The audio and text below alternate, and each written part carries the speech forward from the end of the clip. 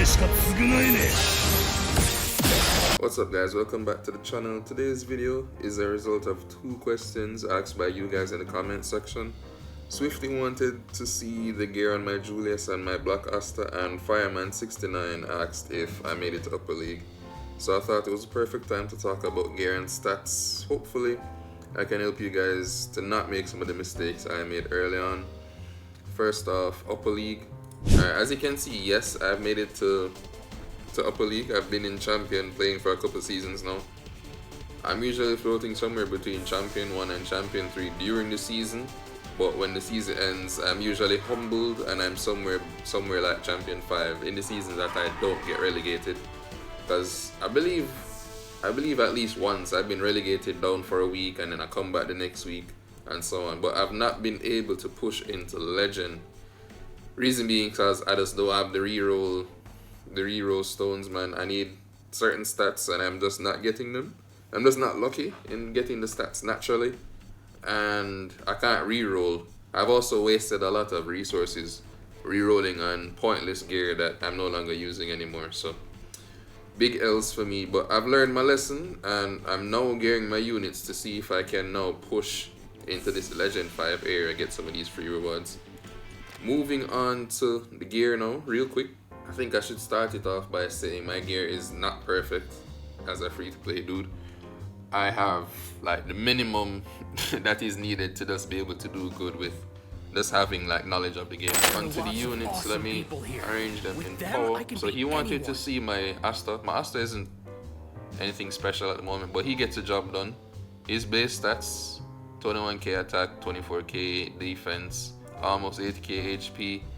Your Asta should be built defensively, and he doesn't need any crit rate, doesn't need any crit damage. What he does need is crit res and damage res. Now ideally where I want my Asta to get to, I need him over like 300 damage res, preferably like 350. I think that's a nice area to just leave him. If I could get him to 350 damage res, I'll be a happy man.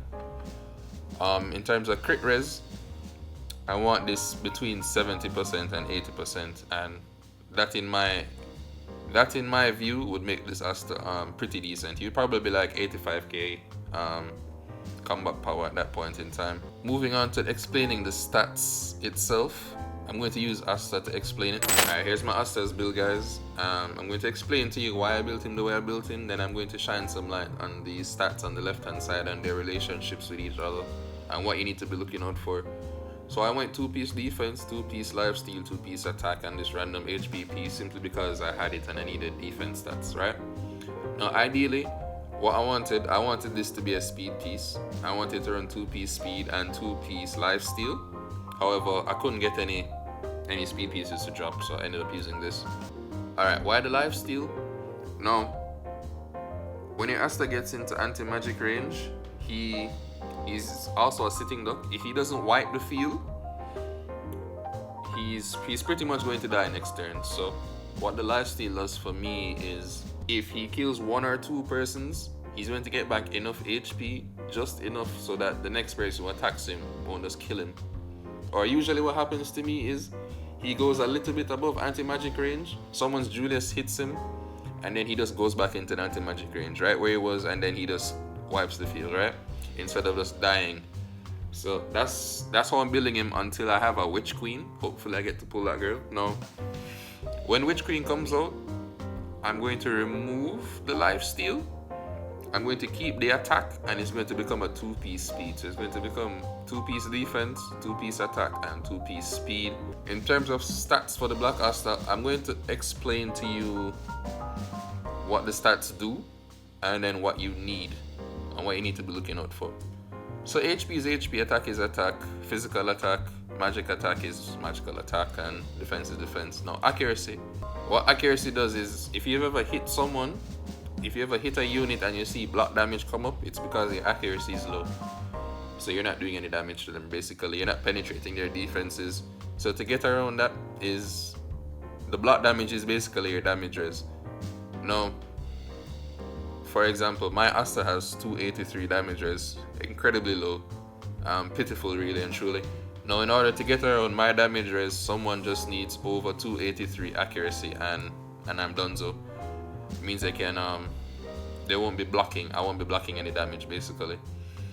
In terms of, you know what crit rate and crit damage is, I don't need to explain that to you. Alright, now for the relationship between crit res and crit rate. Let's say I had 50% crit res and my opponent had 100% crit rate. It means he actually only has a 50% chance to crit me because of my 50% crit res, right? So ideally, if you want to make a unit tanky, you need to start defense, crit res, and damage res. Defensive stats also scale higher in this game, leading to large combat power for units. So whenever I get resources, I'm going to try and get my Asta to over 70% crit res and over 300 damage res. Like 300, 350-ish would be nice for me. What that means is my opponent would need 170% crit rate to 100% guarantee critting my character and over 300 accuracy if he wants to get past the block damage. So in lower leagues, let's not even use Asta. Pretend this is Mars. What people would be doing based on how I'm attacking them, what I'm seeing is they try to build him, they try to give him lots of defense and then they try to give him lots of attack because they want him to do damage. And they tend to neglect the crit res and the damage res. Without the crit res and damage res, someone with a well-built attacker is still going to absolutely destroy you. So you need to prioritize the crit res and damage res in your units. It's also going to make your combat power larger for flexing and all that stuff, so why not? This is my Julius's gear. My Julius used to have 35k magic attack. He used to have 80% crit rate and 90% crit damage, right? He was a glass cannon. He looked something like this. Let me put some of the gear pieces that were on him. He looked something like this, except his crit rate was like way higher and his crit damage was also way higher. But let me just put back that gear real quick. I've come to realize, seeing as how I'm free to play, I'm not going to be outspeeding any other Julius's or any other Williams, right? So what happens in upper league is we end up in this situation where the enemy goes first. They have a well-built Julius because they've invested their real-life money into it. So they hit me really hard and my Julius will just die immediately. I get no use out of him. So to combat that, I have to build him, and I have to build a tanky Julius, is the gist of it, so that he's not just immediately erased on the first turn.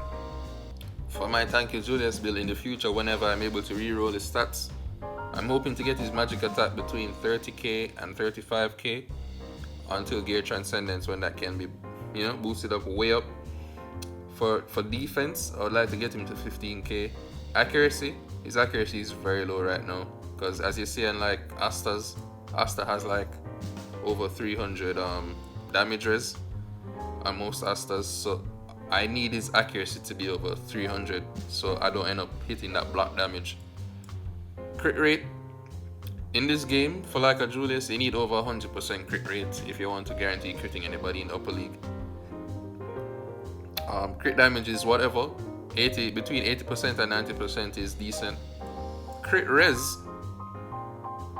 I would like to get his crit res up to like 50%. His damage res is actually fine.